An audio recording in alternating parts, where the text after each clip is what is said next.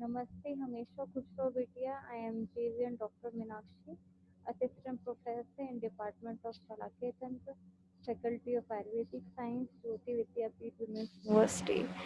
In today's session, we will discuss the treatment of myopia. What is the treatment of myopia? It is the optical treatment of myopia constitutes prescription of appropriate concave lenses so that clear image is formed on the retina. The basic rule of correcting myopia is converse of that in hypermetropia. That is the minimum acceptance providing maximum vision should be prescribed. In very high myopia, undercorrection is always better to avoid the problem of near vision and that of magnification of images. Then second is the modes of prescribing concave lenses are spectacles and contact lenses. Their advantage and disadvantages over each other are the same as described for hypermetropia. Contact lenses are particularly justified in cases of high myopia as they avoid peripheral distortion and magnification produced by strong concave spectacle lens.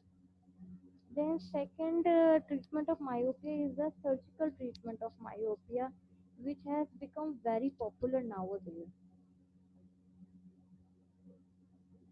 The refractive surgery for myopia. The first are the cornea-based procedures. The first cornea-based procedure is radial keratotomy, RK. The radial keratotomy RK refers to making deep 90% of the corneal thickness radial incisions in the peripheral part of cornea, leaving the central 4 millimeter optical zone.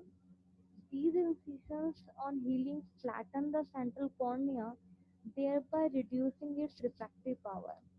This procedure gives good correction in low to moderate myopia, that is from 2 to 6 diopter. However, because of its disadvantage and advent of safe techniques like LASIK and PRK, RK is not recommended presently. There are many disadvantages of RK. First, the cornea is weakened, so chances of globe rupture the following trauma are more after RK than after PRK. This point is particularly important for patients who are at risk of blunt trauma, for example, sports persons, athletes, and military personnel. Rarely, uneven healing may lead to irregular astigmatism.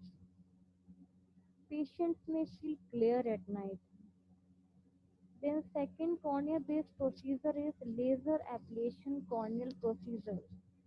In this first type is the photorefractive keratectomy or PRK. In this technique to correct myopia, a central optical zone of anterior corneal stroma is photoablated using the Excimer laser, 193 nanometer UV flash, to cause flattening of the central cornea. Like RK, the PRK also gives a very good correction from -2 to -6 diopter of myopia. A and B, these are the images of radial keratectomy, RK. In first, there is a configuration of radial incisions, and B, they have shown the depth of incision. Here is the image of the photorefractive keratectomy, PRK for myopia. The first image is seen from front, and the second image is as seen in the cross section.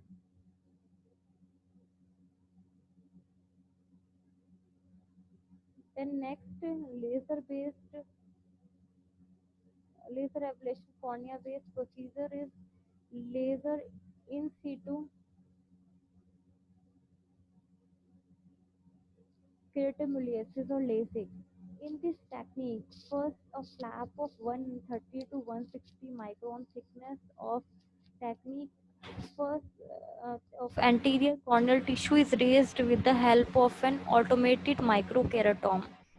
Recently, femtosecond lasering is being used for more accurate and smooth flaps.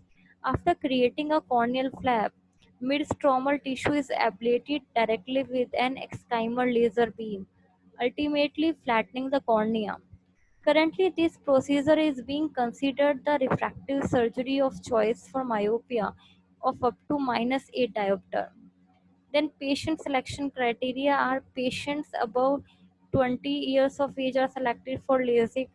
Stable refraction for at least 12 months should be there, and patient should be motivated. There should be absence of corneal pathology and presence of ectasia or any other corneal pathology, and a corneal thickness less than 450 micrometer is an absolute contraindication for LASIK. Means corneal thickness should be around 500 micrometer. Then what are the advances in LASIK? Recently, many advances have been made in LASIK surgery. Some of the important advances are customized C-LASIK. C-LASIK is both based on corneal topography and wavefront technology. This technique, in addition to spherical and cylindrical correction, also corrects the aberrations present in the eye and gives vision beyond 6 by 6, that is 6 by 5 or 6 by 4.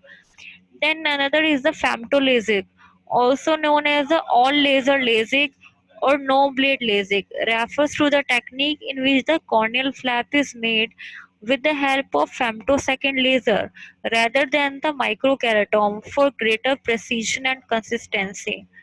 The next is the custom femtolasic or CF LASIK, which refers to corneal topography and wavefront guided LASIK, in which corneal flap is made with femtosecond laser. Next LASIK is the epi or e-LASIK.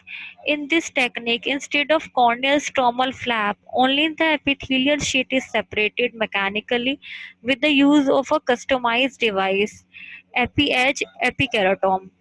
Being an advanced surface ablation procedure, it is devoid of complications related to corneal stromal flap. Then what are the advantages of LASIK?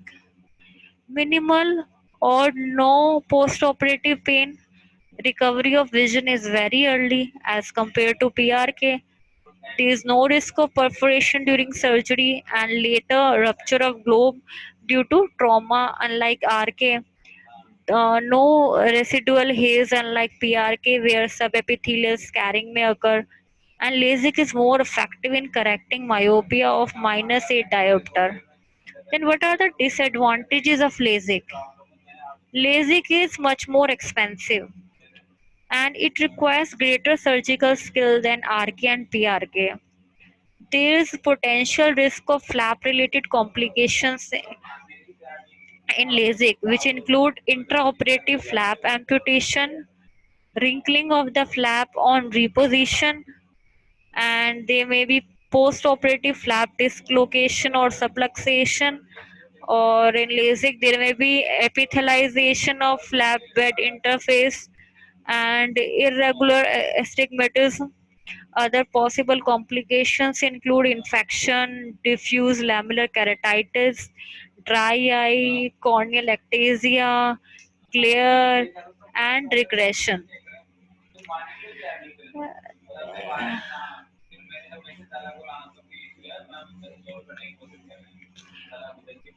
Then third type of surgery is of cornea-based surgery is the refractive lenticule extraction. It is called relax surgery. Refractive lenticule extraction. It is also called as all femto laser vision correction. It is a technique in which a lenticule of corneal stroma is extracted with the help of femtosecond laser. And the technique is now named SMILE. SMILE means small incision lenticule extraction. And this technique can correct myopia with and without astigmatism up to 10 diopter. Then fourth cornea based procedure is intercorneal ring implantation or ICR implantation. ICR implantation into the peripheral cornea at approximately 2 by 3 stromal depth.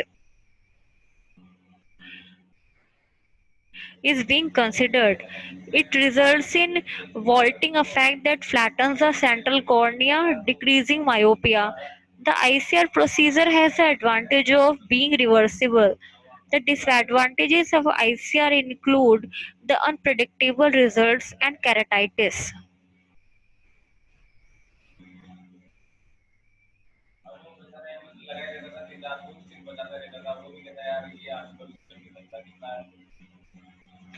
Here is an image of the surgical correction of surgical technique of smile. They have created the lenticule and anterior side cut, and in this image they have removed that lenticule.